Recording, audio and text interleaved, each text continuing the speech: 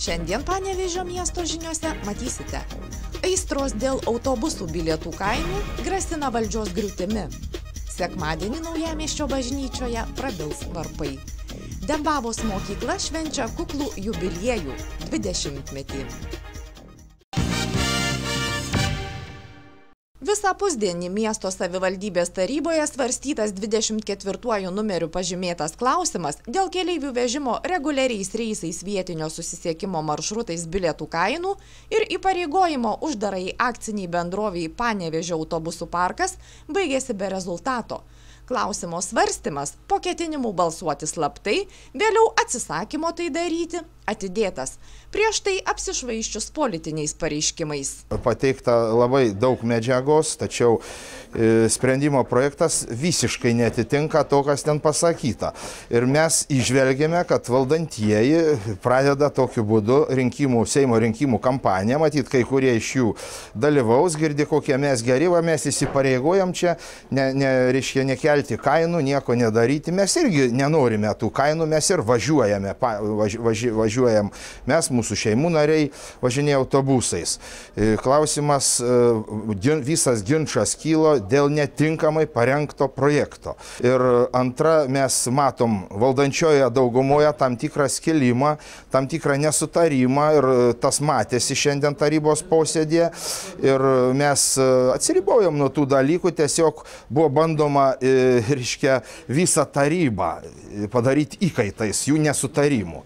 Apkaltinęs valdančiąją daugumą tyčinių autobusų parko žlugdymų, siekiant įmonę atiduoti į privačias rankas, visą tai, kas keletą valandų dėjosi tarybos posėdyje, Vitalijus Atkevičius vadino politiniu farsu. Tuo tarpu valdantieji griežtai laikėsi jau nesyk pabrėžtos pozicijos. Tiesiog galiu pasakyti panevėžiečiam, kaip aš tą situaciją įsivaizduoju ir kaip jie mato daugumą. O aš ją įsivaizduoju ir daugumą ją mato dabartinė kol kas dar esanti. Tai, kad iš tikrųjų esant sunkmečiui, esant situacijai, kai žmonės negauna papildomų pajamų, didinti bet kokius tarifus ar kainas, mūsų supratimu negalima. Todėl turi ieškoti įmonė, administracija, kuri atsakinga irgi už autobusų parką, ieškoti rezervų, kas spręs šios klausimus. Ką mes matome? Mes matome, kad yra parengtas sprendimo projektas, kuriame pirmame punkte aiškiai pasakyta, kad nedidinsim kainų, o antrame iki lapkričio 1 dienos parengti administracijai kartu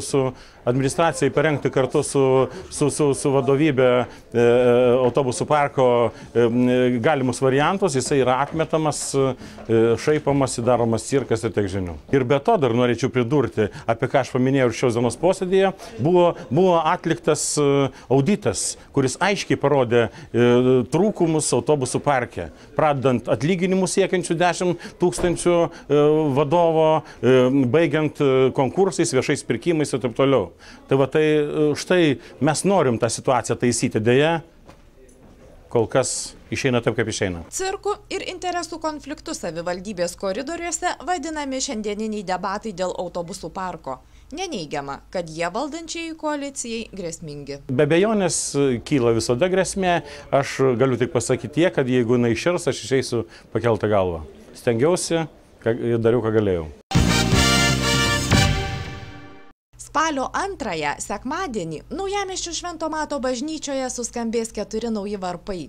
Juos 2007-aisiais sudegusiai šventoviai, tuomet netekusiai didžiausios savo puošmenos bokštų, vėliau tikinčiųjų pastangomis atstatytai varpus, giję tarp dangaus ir žemės, dovanoja geradarys iš Vokietijos. Kviečiam visus atvykti, tą šventę visi žmonės pajus, nes kiekvienas turės teisę paskambinti tuos varpus.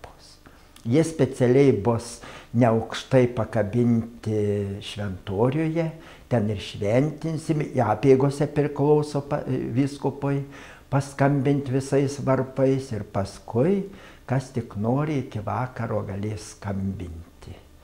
Tai tiesiog kiekvienas pas jūs esas dalyvis. Gyvuosius šaukiu, mirusiuosius apverkiu, žaibus išsklaidau. Taip varpų kalbą iš lotynų kalbos verčia ganytojas. Senasis varpas, įsiūbuojamas virve, jo ekscelencijos teigimu buvo girdimas už keliolikos kilometrų. Naujųjų buveinė kaip tik dabar rengiama. Jie bus keliami į išlikusią bažnyčios bokšto dalį, o valdomi moderniai.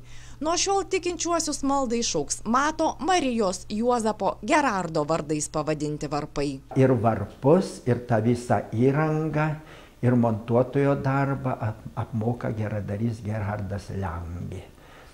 Jisai, labai įdomu tas, kad jis Lietuvoje labai daug yra varpų įtaisęs, galiu išvardinti, tai būtent pirmiausia Telšių katedros didžiuliai varpai, Plungės varpai, Naujos Akmenės statomai bažnyčiai varpai ir vargonai, ir taipogi užbaigai statybos jis aukojo. Telšių katalikų mokyklai priestatą pastatė savo lėšomis. Na ir statomai Mažeikių bažnyčiai padovanojo varpus, o toliau, jau kadangi mano pažįstamas buvo nuo senų laikų, tai jisai jau man parvažiavusi Panevėžį varpus paukojo Panevėžio švenčiausios Trejybės bažnyčiai. Jo ekscelencija Panevėžio vyskupas pasakoja, jog geradaris padovanojęs Naujamiesčiui varpus nebegalėdamas sukaupti lėšų bankui užstatė savo namelį. Taigi už jį, jo kilnią širdį, tikintieji kviečiami melstis, nes jo dėka Naujamiestis nebebus kurčias. Dembavos pagrindinėje mokykloje šiandien šventė, minimas jubiliejus, 20-metis. Nors oficialiai šiai priemiesčio švietimo įstaigai naujasis statusas dar nesuteiktas, laukiamas steigėjo rajono savivaldybės tarybos sprendimas, mokyklos bendruomenė jau didžiuojasi tapusi kol kas vienintelė rajone progimnazija. Tas gražus žodis progimnazija, jis įpareigoja, priverčia pasitempti. Tikėdamiesi šito statuso, mes mokykloje atnaujinom ir mokyklos atributiką, sukūrėm naują herbą, turim naują vėliavą, kurią pristatysim baigiamajame renginyje, paskelbtas mokyklos himno konkursas ir turime jau tekstus. Žodžiu, bet esmė yra, kad kas iš to statuso vaikui. Šiandien Dembavos progimnazijoje mokosi 129 mokiniai. Pilnai sukomplektuotos visos 8 klasės, jungtinių klasių nėra. Aptariant šį klausimą su tėvais ir mokyklos bendruomenė, iškilo, o gal mes kada nors būsime pagrindinė ir turėsime 10 klasių.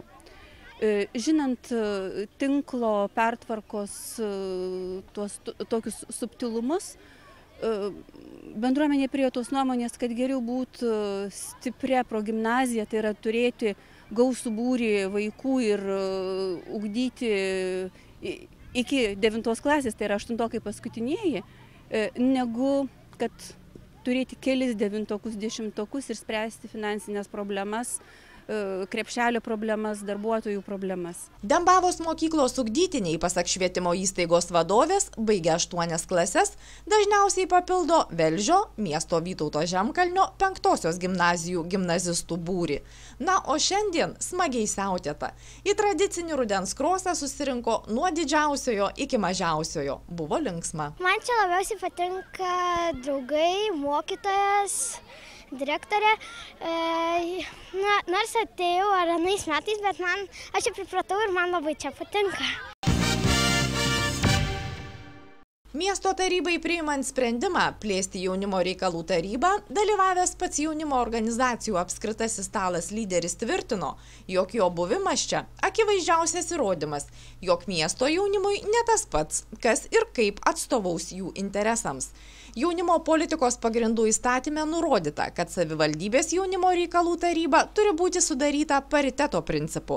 Pusė miesto tarybos narių, pusė jaunimo atstovų. Buvo keletą pastabų šiandien išsakyta, kuriems aš norėčiau pritarti, tai būtent dėl jaunimo reikalų koordinatorius Panevėžio mieste. Tos pareigos turėtų būti pastovės ir specialistas, kuris užsiema to, turėtų vykdyti pilną savo darbo dieną, savo pareigas. Tai yra siekimybė ir aš manau, taip turėtų būti. Aš kalbu visų Panevėžio jaunimo organizacijų sąjungos vardu, tai visos sąjungos vardu. Taip pat norėčiau pridurti, kad politikai tokiais klausimais, kurie liečia jaunimą, turėtų pirmoje eilėje kreiptis į apskritą į stalą, tai yra į jaunimo organizacijų sąjungą. Nes kai kuriais klausimais dažnai mes turime daugiau kompetencijos. Apskritasis stalas, pasak jo vadovo, šiuo metu kaip tik rengia mokymus visai jaunimo reikalų tarybai.